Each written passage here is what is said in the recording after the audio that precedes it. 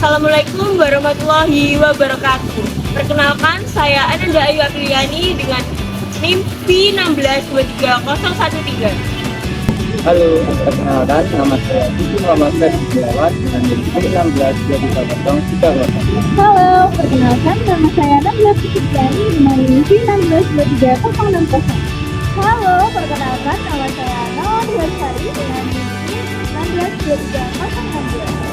Halo, perkenalkan nama saya Radita Nafila Andiawan dengan NIM P1623071. Di sini kami akan membahas terkait tentang break-even point atau titik impas. Apa sih break-even point itu? BEP atau break-even point merupakan titik di mana total pendapatan sama dengan total biaya dan titik di mana laba sama dengan nol. Hal tersebut terjadi apabila hasil penjualan hanya cukup untuk menutup biaya tetap dan biaya variabel. Apabila penjualan kurang dari nilai BEP, maka perusahaan akan mengalami kerugian. Dan sebaliknya, perusahaan akan memperoleh keuntungan jika penjualan melebihi nilai BEP. Terdapat 3 jenis metode untuk menghitung BEP. Yang pertama yaitu pendekatan grafik, yang kedua yaitu pendekatan trial and error, dan yang terakhir yaitu pendekatan matematis. Metode pendekatan grafik yaitu metode penggambaran visual dari hubungan antara variabel-variabel seperti pendapatan, biaya, dan juga volume penjualan. Metode trial dan error adalah metode yang dilakukan dengan cara menebak-nebak jumlah penjualan, kemudian menghitung keuntungan. Hal tersebut dilakukan secara berulang-ulang hingga mendapatkan nilai keuntungan sama dengan nol, atau tidak mengalami keuntungan maupun mengalami kerugian. Penentuan BEP yang terakhir adalah pendekatan matematis, di mana memperhitungkan biaya total, biaya variabel per unit, dan harga jual per unit. Cara menentukan BEP menggunakan pendekatan matematis. Yang pertama, menghitung BEP unit dengan rumus total biaya tetap dibagi harga jual per unit dikurangi biaya variabel per unit.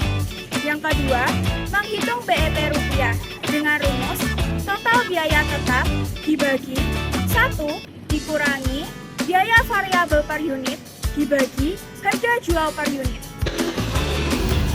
Pisang Karamel Pak Yanto merupakan salah satu UMKM yang bergerak di bidang kuliner. Usaha ini berlokasi di depan gerbang belakang Universitas 11 Maret, di mana dalam satu hari Pak Yanto dapat menjual 500 picis pisang karamel. Satu picis pisang karamel dijual dengan harga 2.500. Pak Yanto menjual produknya mulai dari pukul 11 hingga pukul 9 malam. UMKM pisang karamel Pak Yanto masih memiliki kekurangan dalam mengelola keuangan dengan baik. Salah satunya dalam penentuan break-even point atau titik impas. Untuk mengetahui penjualan minimal agar mencegah kerugian, UMKM pisang karamel Pak Yanto perlu memperhitungkan nilai break-even point atau titik impasnya. Dari hasil wawancara UMKM Pisang Karamel Pak Yanto, didapatkan bahwa jumlah biaya tetap senilai Rp1.179.167, biaya variabel senilai Rp32.188.000, biaya variabel per unit Rp2.146, dan harga jual per unit Rp2.500. Perhitungan BEP unit dengan rumus BEP unit sama dengan total biaya tetap dibagi dengan harga jual per unit produk dikurangi dengan biaya variabel per unit. Untuk memperhitungkan BEP unit UMKM Pisang Karamel Pak Yanto adalah Rp1.179.167 dibagi dengan Rp2.500 dikurangi dengan Rp2.146 dihasilkan 3.331 unit. Perhitungan BEP rupiah dengan BEP rupiah sama dengan total biaya tetap dibagi dengan 1 kurangi biaya variabel per unit dibagi dengan harga jual per unit.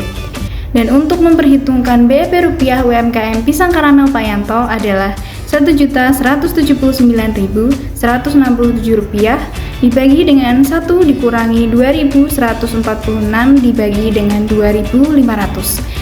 Sehingga didapatkan hasil yaitu Rp8.327.450. Dari hasil perhitungan BEP kami dapat disimpulkan bahwa UMKM Pisang Karamel Pak Yanto perlu menjual 3.331 unit produk untuk mencapai break-even point atau setara dengan 8.327.450.000 untuk memastikan usaha tidak mengalami kerugian. Jika penjualan berada di bawah angka tersebut, UMKM Pisang Karamel Pak Yanto akan mengalami kerugian.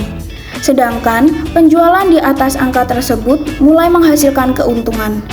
Dengan harga jual per pieces Rp2.500 dan biaya variabel per unit Rp2.146, usaha ini memiliki margin kontribusi sebesar Rp354 per unit.